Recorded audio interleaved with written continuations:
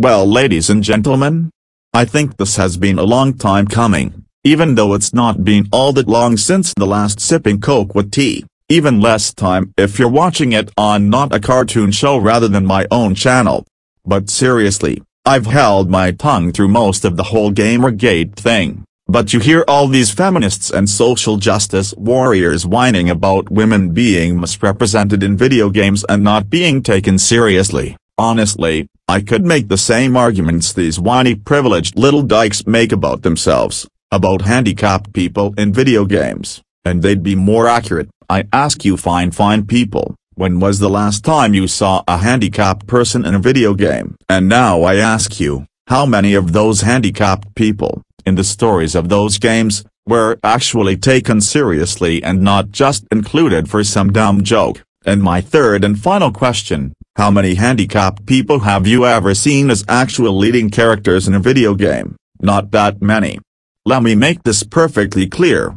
I'm not doing this for the sake of whining or trying to make people feel bad for me or handicapped people as a whole. The point is, if I make the same point, not even these social justice warriors would take me seriously. And as you could tell from the statement I made, these arguments that the feminists make are stupid and could be recycled to apply to anyone. There's nothing wrong with putting women in games, or gay people, or transgendered people.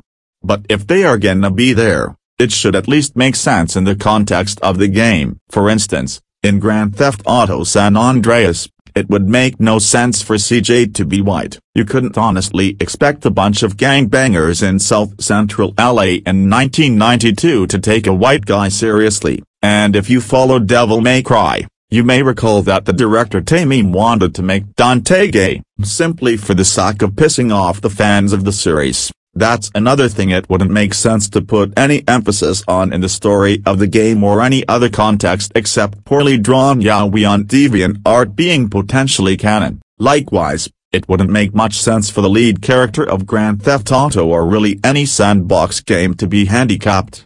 Can you imagine a crippled guy carjacking someone?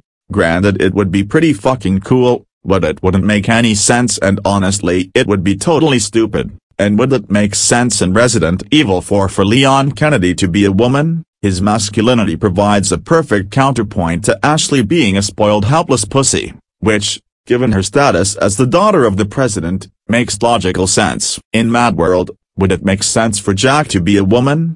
He's a big burly brute beating other muscular men into a bloody squirming pulp. Making him a woman would essentially ruin the mood for the entire game. But on the other hand, imagine a big muscular chick screaming about being on her period while she ripped myriads of much smaller men limb from limb. Tell me that wouldn't be at least a little bit humorous. But back to the first hand, that's not the kind of humor the game goes for. But let's look at things from another perspective. Can you imagine if the main character of Slender the Arrival were male? Or how about Metroid? If Samus were a man, her story would lose some of its depth, and she'd be an Orange Master Chief with power-ups. Or Shantae, a genie who does belly dancing. How would that work?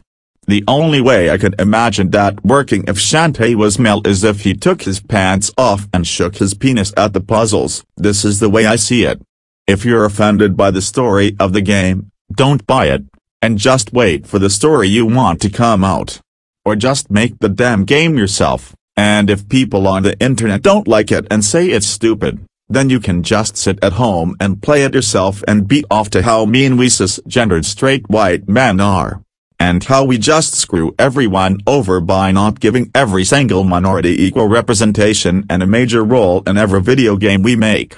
Timmy, Mexicans who are not gay, named Louis, and who have multiple personalities are not represented very well in video games. Yeah? Well, neither are corpses.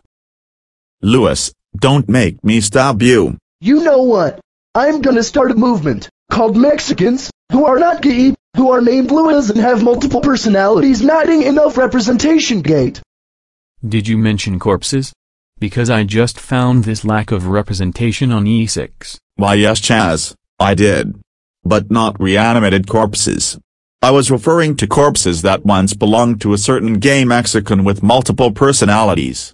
Who is totally gay. But he did make me think of a good point. Why does everyone in these movements always name their movement by tacking the word gate onto the end of whatever their movement is about? It wasn't original the first time it was done with Koreagate. It isn't original now. It isn't descriptive, and on top of that, the Watergate scandal had nothing to do with water. So exactly why in every available fuck and every parallel fuck located on a higher fuck mention do we use the gate suffix? It's stupid. We've even had a gate. Jesus Christ, I bet if a scandal broke out within the Gate scandal, there would have been a movement to stop it called Gate. But my point to all this seemingly pointless rambling is simply this.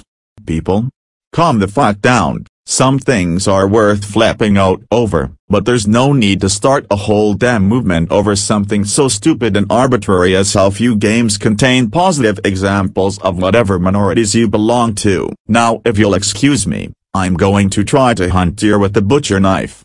And I'm gonna go hunt for Lucarios on E6. With my computer. With an internet window that's on E6.